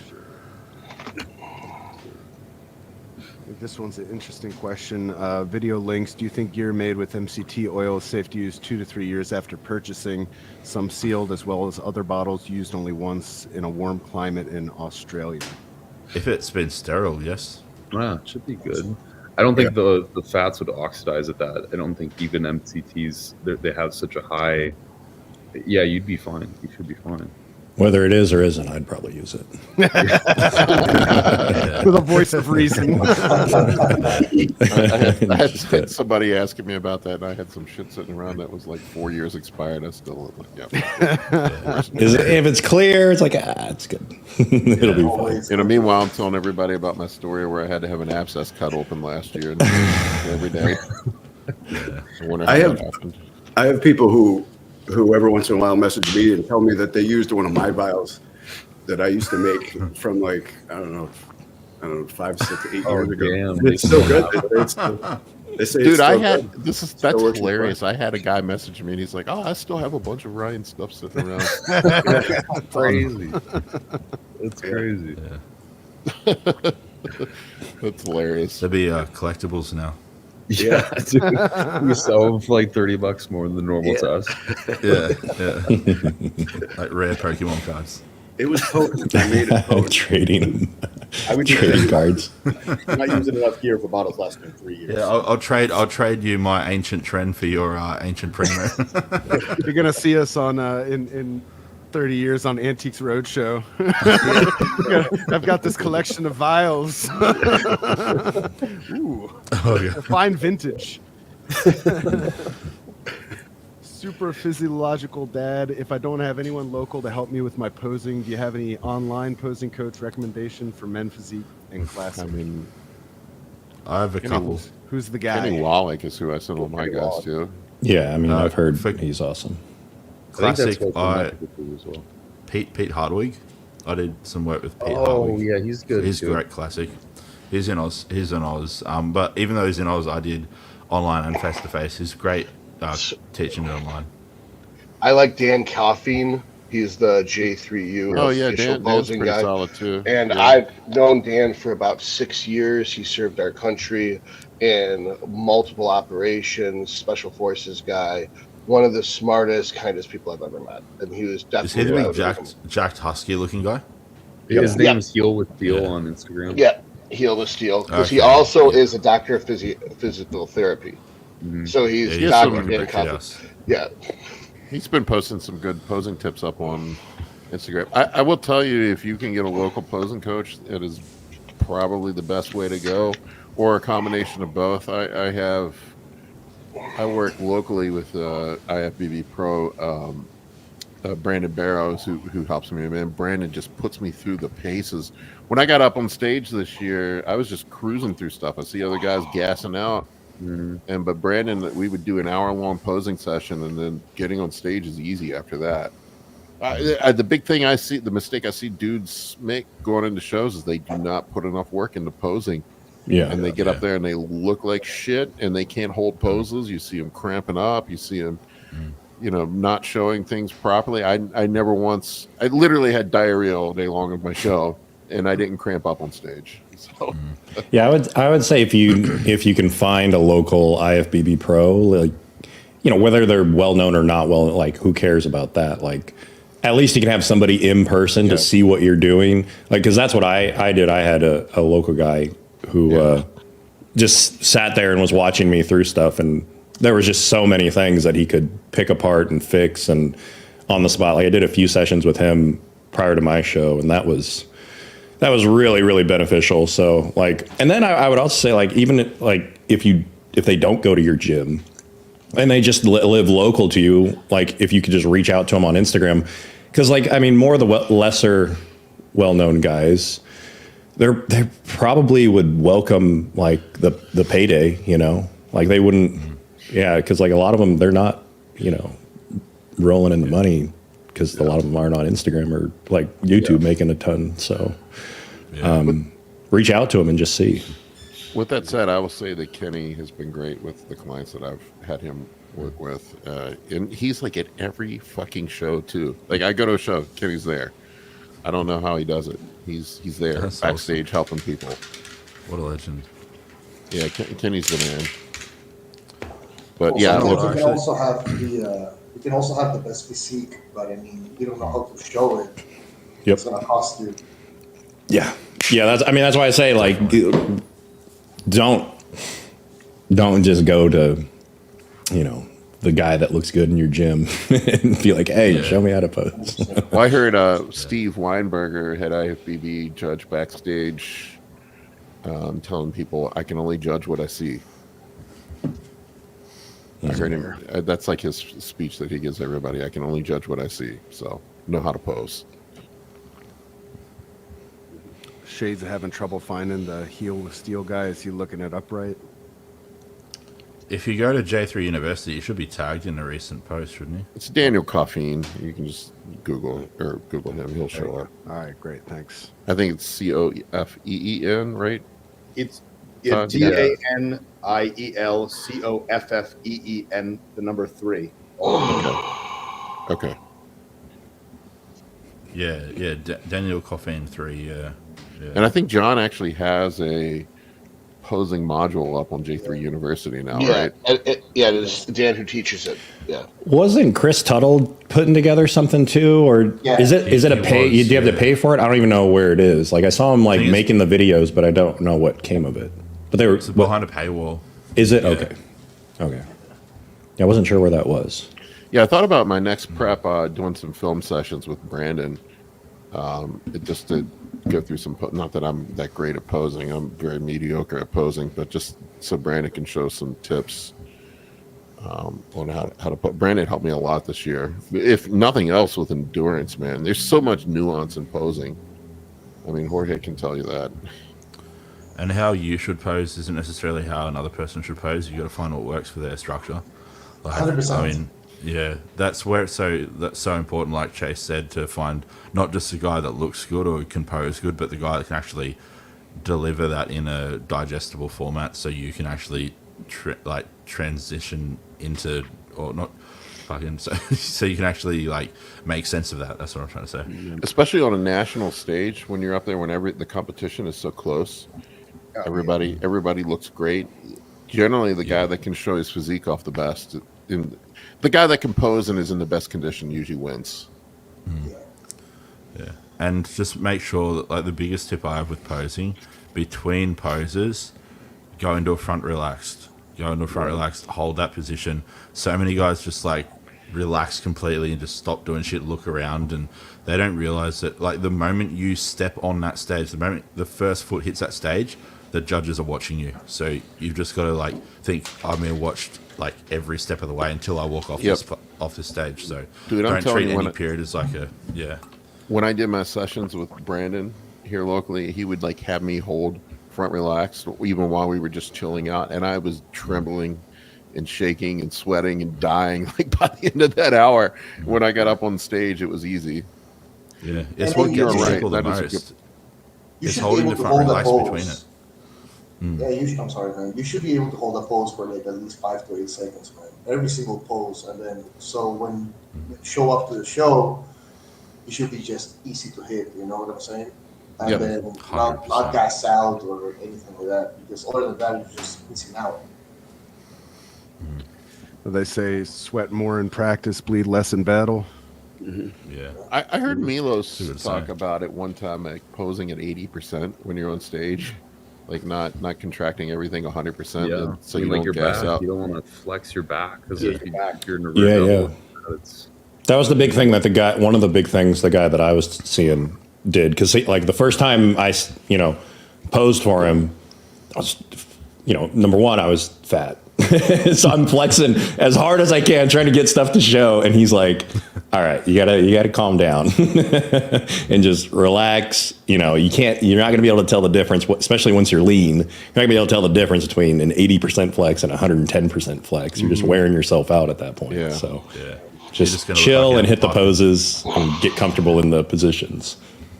Yeah. And you get the Parkinson's disease happening when you go full 100% flex. Like Yeah. you start shaking and The shaking, that just yeah. looks terrible. Oh, Yeah. we've all Yeah. seen that guy on stage that gets the shakes. Yeah. Or the men's physique guy that keeps pumping his arm like he doesn't stop, and you just watch him. You're like, come on, stop. I this see that now. all the time. Oh, it's like I get like a bit of a movement, yeah, but get a bit of a movement, then put it in position. Don't just keep like pumping the arm the whole time. That always makes me laugh, man. I saw a lot of that this year backstage when I was at my show. Dudes like pumping up like an hour before they're out on the stage. I'm like, what are you doing, man?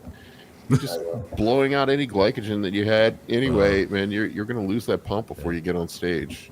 Yeah, because there's a such thing as over pumping before you go on stage, and then the muscles are that inflamed. You've got nowhere near as much separation as you would have.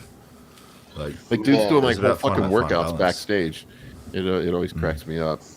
yeah. So But this most of the national shows now they won't allow weights. You can only bring bands. So backstage. what do you guys think is a good protocol? What I typically do is I do like diamond push-ups, lateral raises with a band, bicep curls with a band. I don't fuck with the legs. I don't fuck with my lats. I don't fuck with my abs. I don't fuck with traps. Just middle delts, biceps, triceps. And Triceps are that's tough 'cause- too. They sometimes overpump and then you can't like see striations in them. Right. You know what I'll do? I just I'll start gauge it based on the flexing when I person. get in lineup. I don't even do the bands or none of that. Do your shit, posing man. routine. I find Yeah, just posing is start the flexing. best way to get a pump because I'm Yep. always my best on my second iteration. So I Yep. usually I do just one or start- two posts. Yep. That's what I do. I don't even fuck with the bands anymore.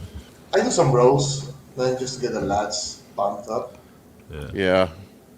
I'll get people to do either push-ups, like a little bit of like bicep curl work, maybe some banded pullovers for lat.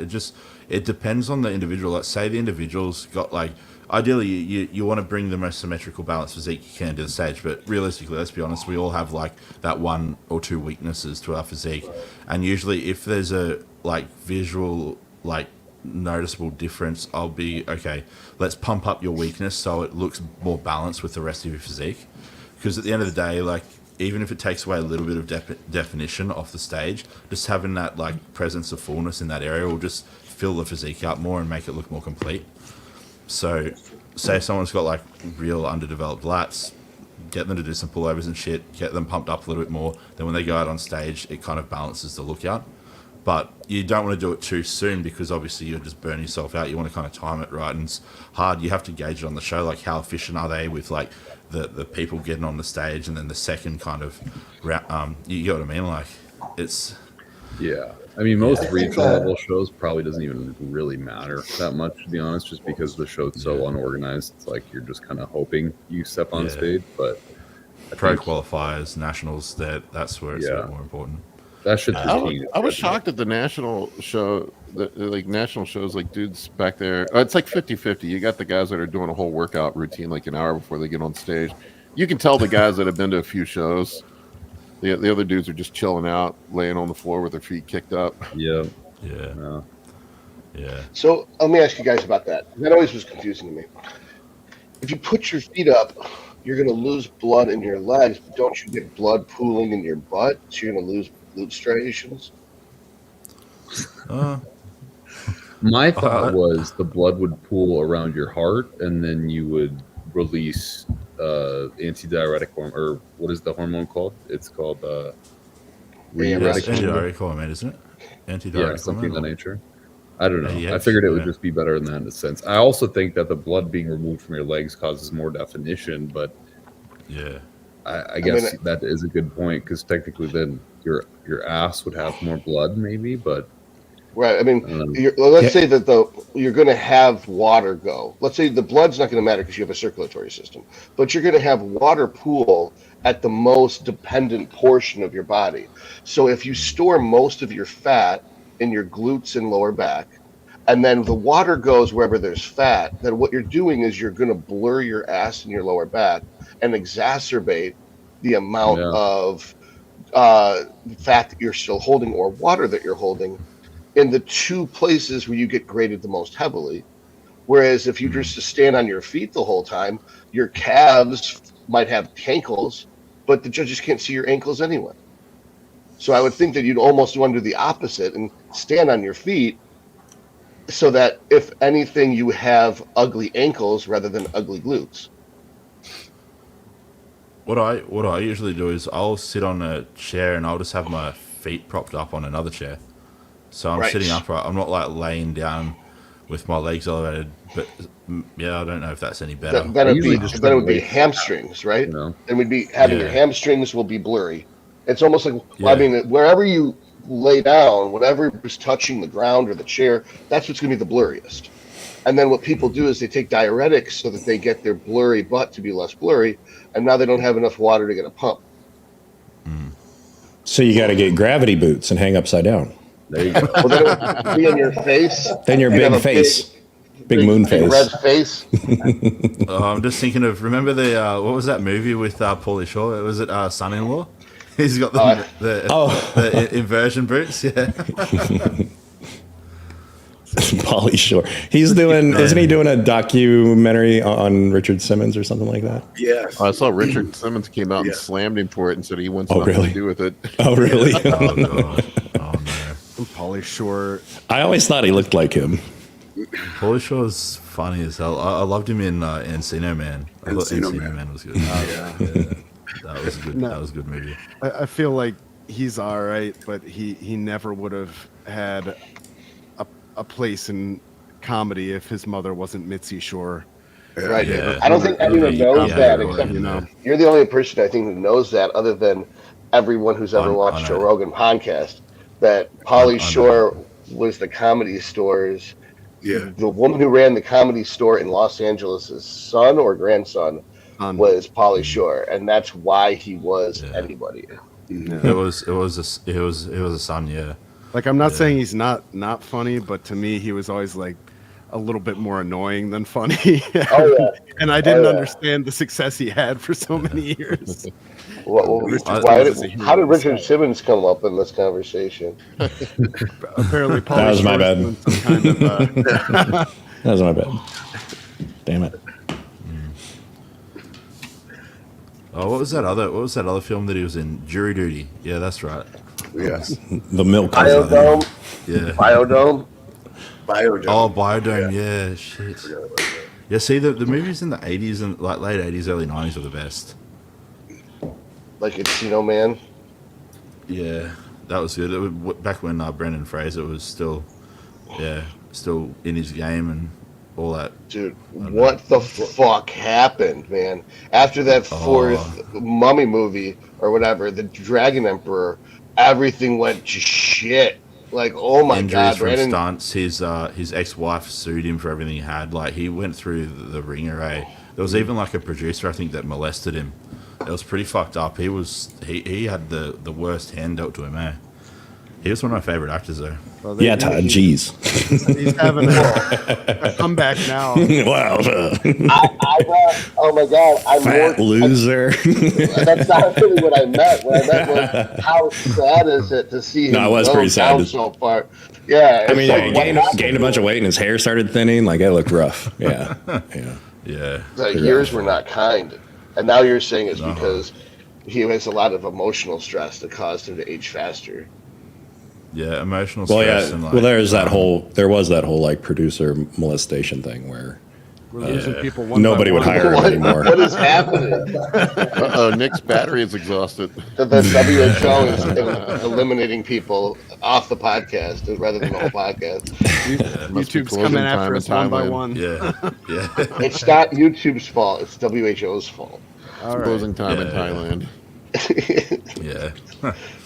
Oh, it's like, what is it? It's He didn't Kolton's bribe the right gone person too. who got internet connection.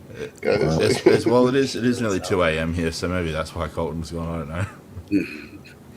Have you guys hung out? I guess that like a dumbass, I can assume that Thailand is one place, and it doesn't have multiple places.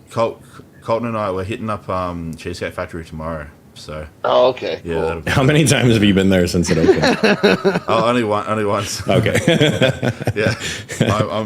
I'm pacing myself because after I looked at the nutritional info, I was like, shit, I'm not eating those cheesecakes that's on a rough, regular yeah. basis. Are So you going- 120 fat for one slice. Is Steve going again? Yeah. Yeah, so Steve and I were the ones that orchestrated it. Yeah, he loves that place. They have a table named after Steve. I at that see. location. I'm watching Instagram. I see Mark Bell is doing a live stream right now on Instagram of why he got canceled. Oh, really? Oh, wow. Yeah. Yeah, Can you that's patch sad. it through? Can you patch it through? Probably not a good idea. Right, yeah, probably. He's about to lose his Instagram account. Oh no. That would be. I'm half Probability. listening to it. Oh, man. Yeah, that's terrible. I couldn't imagine. Yeah. Like, you'd gain a lot of motivation. I don't know. For me, I'd be like, well, here we go.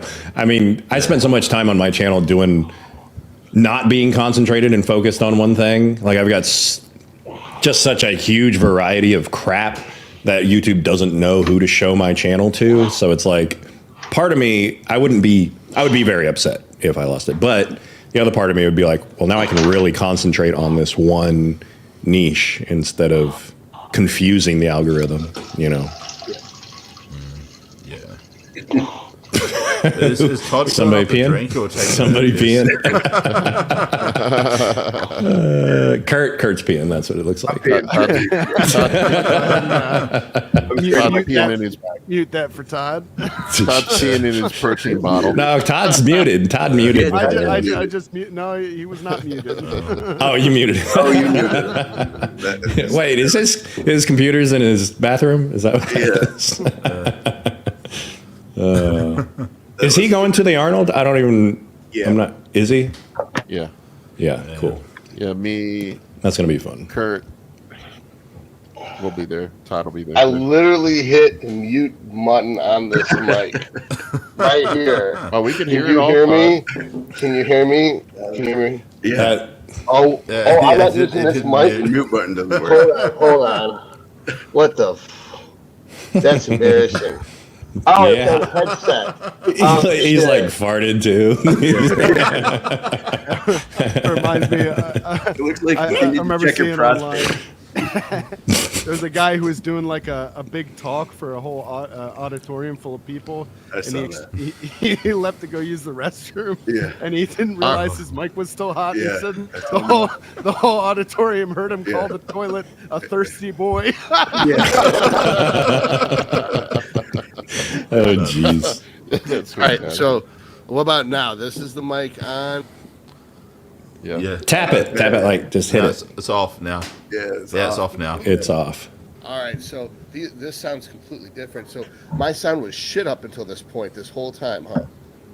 Yeah, it's way better now. Oh my god. So I hate that. It was like. I'm not even that embarrassed. I don't care that you hear me peeing. Oh, no women watch this. But the point is I'm pissed that I had shitty sound quality this whole time. It makes me wonder how many. Like a lot of times it seemed like people were like cutting in, and I was just like, huh, maybe. And then now it makes sense that you couldn't hear me as well. It would have been game over if we heard Todd fart though. Yeah. Oh We know yeah. how Todd feels about fart. Can't come back from that. No, man. Gentlemen don't I fart. farted in front of Todd at Swiss, and Todd was horrified. And then Colin and I were making poop jokes, and Todd was horrified. And I'm like, "You're a doctor, dude." should have never right. given me that power over you, Todd. All the reason, one of the main reasons I don't want to work in the hospital is all the code browns. Yeah. The code browns. Oh god. Yeah, don't get your wife pregnant. She needs all the help after. Oh god. It's like, okay, this is fun. Like wiping your ass and stuff. Didn't have to do that, but I mean, she was constipated for like 4 days anyway, so none of that was happening. But you know, Oh man. When half the time during delivery they end up crapping on the table too. So yeah, yeah, Oh man. true. Yeah. Yeah. Us guys have the easy job when it comes to the pregnancy side of things, or the like the whole childbirthing thing. We just have to aim and shoot, and then just wait 9 months. Sort of. Yeah. yeah. Oh, you'll wait 9 months, all right. Yeah. Bro. Jackie, we're big children when it comes to that type of humor. Here's a good story. Remember the video I sent you, Paul, and Todd when I was doing my check-ins and photos and Dave farts in the background? Oh, that's funny. That was. And Todd was so How's that? disgusted. I was like, how do you fart in front of your wife like that? I couldn't believe you would do that. Yeah. My wife was so high after the delivery, like she was just letting them rip.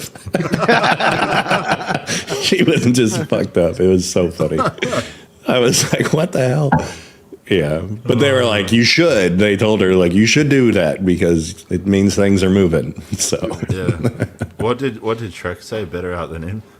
Yeah, eventually you get comfortable around your partner and you're able to fart around them. I remember when I first started dating my wife, I was dieting back then too, and I was using this type of ice cream that like didn't have like Halo Top. Halo Top. It was That stuff's rough. Yeah, that stuff's rough. Breyer's Delight, and I crushed like a pint of Breyer's Delight while we were watching Netflix in bed, and then like one thing leads to another, and I had my intestines were just like a roiling cauldron full of gas, and she's on there doing her thing, and I'm trying so hard to to keep it together. We finish up. I go into the bathroom next door, and it's just like the trumpeter of heaven just coming out of my butthole, just like so loud. And she told me like a solid year later, she was like, "Oh, I heard you." I thought I was being cool. I thought I played it cool, but no, she knew. Ryan and Jorge. Anyway, though, so. Ryan and Jorge, welcome to the highbrow bodybuilding. We saved it to the end at least. Yeah. Oh god. She probably All right, won't guys, like me telling that story. Any parting words before we go? I've got to eat. I'm starved. Yeah, I've still got 1,000 calories to go, and it's like 2 a.m. Dude, I've been so awful about. I'm like the opposite of everybody else. Like everybody else goes ape shit. I just I get off track. I've been off track with my diet for about a month. I get down to where I'm only eating 3 times a day, but all 3 are Uber Eats. Yeah, my food quantity has dropped a lot lately, but it's still just like rice and whatever meat I've got. But it's just My only parting words is I want to say I really appreciate everybody who's been reaching out to me, bigging me up about trying to stay good on my diet and telling me like they notice a difference. Like that means a lot to me. It really does. I can see a tricep right there. That's pretty good. Yeah, it's poking out. I'm only flexing it 110%. I lost my discipline after the show, and Colin found it. We traded. It's so bad, man. Once you get off track, it's just like, Yeah. Just builds the motivation to go back Robert in says Paul needs harder. some mighty meals. Yeah, I still need to catch up with Robert. He's the mighty meals guy. We're gonna connect up. It's been one fucking thing after another. Getting married, getting sick, snow. Oh, we got so much snow. Yeah, so Oh my god. I'm not used to snow. I don't like snow. I like it. Yeah, fuck that shit. I'm a big fan. Paul's getting on my case for wearing my Birkenstocks and shorts to the gym in the snow. Colin's commitment to the sandal game is strong, man. It's 16 degrees here, and there's 6 inches of snow on the ground. He rolls into the gym with the sandals and shorts on. What It's a legend. comfortable. That's some Viking shit. I can do shorts up to about 30 degrees, but yeah, then I'm like, no. I'm hairy as fuck, man. It doesn't matter. Yeah. What's the temperature there right now? Let's see. Where we're It's at 16 right now. here. Yeah, it's 14 here. Yeah. 24. Yeah, it's cold. Yeah. Yeah, so 24 another- feels like 7. No, feels like 11. Another Tom will be 200 rolling up 200 into the carbon. gym with his, We got- Birkenstocks on. Yeah. We have 18 feels like 4. What about Oof. you, Chase? Is the wind chill worse in Chicago? You know what? I was just looking at my watch to see what it said, but I don't even know. Yeah, what I my don't phone give is. a shit what the actual temperature is. I only care what the wind chill adjusted temperature is. Feels like. Yeah. Mm, It's got to be because Chicago's not colder than here. It's just windier. So therefore, for humans, it's colder, not structures. feels like 5. Let's see. Yeah, Okay, here where I got you am, beat. it feels like 29 degrees Celsius, whatever that is in Fahrenheit. That's what it feels like, right now. It's like 2 a.m. It's like 100 or 90 something. 85. Yeah. 85. 85. Same over here. Same I'll over take- here. Over here is hot. I'll take Yeah. the Where you cold at, over the Jorge? In Peru, South America. Oh, Peru. Oh, you're in Oh, Peru. yeah. It'll be Oh, hot. shit. Yeah. Oh shit, that's awesome. I want to go to Peru. It's never that cold, man, over here. It's never that cold. And I hate cold. So it's fine. You guys got some of the best food in the world in Peru. We do. I want Peruvian Honestly, food. Yeah. Yeah. Peruvian Let me food. see. Awesome. I could Maybe drink that. What do they call it? Like leche de tigre? Just Yeah, like straight, exactly. man. Yeah, man, that's amazing. It's like one of our top plates. over My here. brother is married to a Peruvian girl No way. from Lima. Yeah. Yeah, that's where I'm from. Oh, that's what's up. Well, I'm probably gonna come down there at some point. We'll have to. Yeah, meet up. man, you should, man. Well, I'm actually going. He's coming up here. Oh, Yeah. okay, cool, Yeah, so I'm probably gonna see you guys. awesome. Awesome. Before It was really and nice then- to meet you. Thanks for coming on. And No, thank you guys. Actually, thank you. Hopefully we didn't scare you away, man. Man, we're good. We're good, man. Listen, we're completely professional and highbrow here. I can tell. Yeah. No. Not at all. All right, folks. Thank you for watching. Catch us All right, again thank next you. week. We really appreciate each and